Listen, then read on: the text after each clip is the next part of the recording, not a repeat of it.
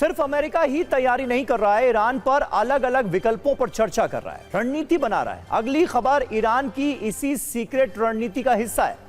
ऐसा कहा जा रहा है कि ईरान हॉर्मुज के बाद अब इंटरनेट केबल काटने की रणनीति बना रहा है। ईरान ने इंटरनेट केबल काटने की वार्निंग भी दी है। अंडर सी इंटरनेट केबल काटने की ईरान ने धमकी दी। इसके बाद ग्लोबल इंटरनेट सिस्टम पर खतरे का सायरन बजना शुरू हो गया है। आपको बता दें कि दुनिया का 95% डेटा अंडर सी केबल पर निर्भर है। पर्शियन गल्फ इंटरनेट का सबसे बड़ा चोक पॉइंट बन चुका है। सत्ता के सभी न्यूज मित्रों को बता दें कि इंटरनेट केबल अंडर सी दुनिया की इंटरनेट व्यवस्था की रीढ़ है। यह समुद्र के तल पर बिछी हुई ऑप्टिकल फाइबर केबल्स होती हैं, जिनके जरिए महाद्वीपों के बीच internet, phone calls, video, data और लगभग सारा अंतरराष्ट्रीय ट्रैफिक चलता है। दुनिया भर में 600 से ज्यादा एक्टिव और planned under sea cable system है। वैश्विक इंटरनेट ट्रैफिक का 95 से 99% इन्हीं केबल से होकर जाता है। सैटेलाइट सिर्फ 1% या उससे कम हैंडल करते हैं।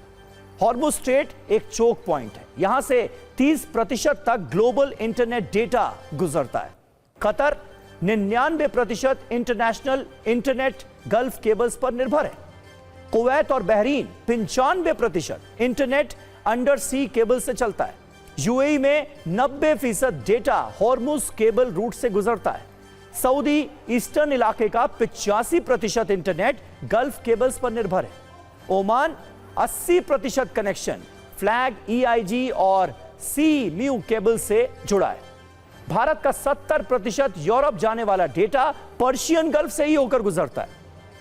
यूरोप एशिया का 30% डेटा इसी एक रूट से ट्रांजिट होता है। आप अंदाजा लगा सकते हैं कि यह रूट कितना महत्वपूर्ण है इंटरनेट के लिए। अब आपको बताते हैं कि इंटरनेट केबल कितना अहम है और इसके कटने से असर क्या हो सकता है। यूरोप एशिया के बीच बैंकिंग ट्रांजैक्शन रुक सकते हैं। क्रिप्टो एक्सचेंज और डिजिटल पेमेंट सिस्टम ऑफलाइन हो जाएंगे। क्लाउड सर्विस ठप या धीमी पड़ सकती है। लंदन से मुंबई और सिंगापुर तक शेयर बाजारों पर असर पड़ सकता है। दुनिया में रोजाना होने वाले $10 ट्रिलियन के ट्रांजैक्शन प्रभावित हो सकते हैं। 2008 में एक केबल डैमेज होने से भारत और गल्फ में 70% इंटरनेट ठप हुआ था। सैटेलाइट पूरी दुनिया के डेटा का 1% भी संभालने में सक्षम नहीं है।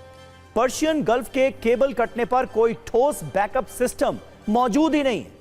हर एक केबल को ठीक करने में 2 से 4 हफ्ते लग सकते हैं।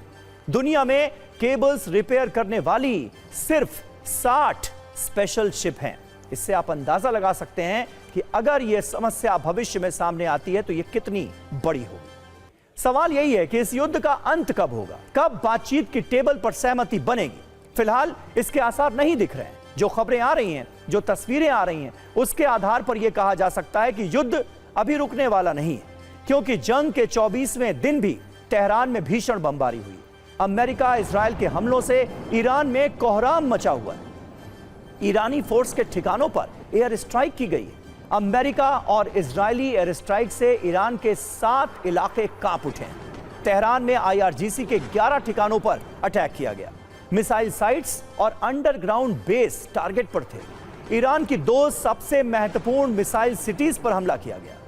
खुर्रमाबाद और याज़्द पर एक साथ अटैक हुआ। ईरानी स्वास्थ्य मंत्रालय के मुताबिक इजराइल के हमलों में अब तक करीब 1500 लोगों की मौत हो चुकी है। 18,000 लोग घायल हैं। इजरायली सेना का दावा है कि 6,000 ईरानी सैनिकों की मौत हुई, 15,000 घायल हैं। ईरान में 8,000 से ज्यादा सैन्य टारगेट्स पर एयर स्ट्राइक की गई है। करीब 200 बैलिस्टिक मिसाइल लॉन्चर पूरी तरह से नष्ट किए गए।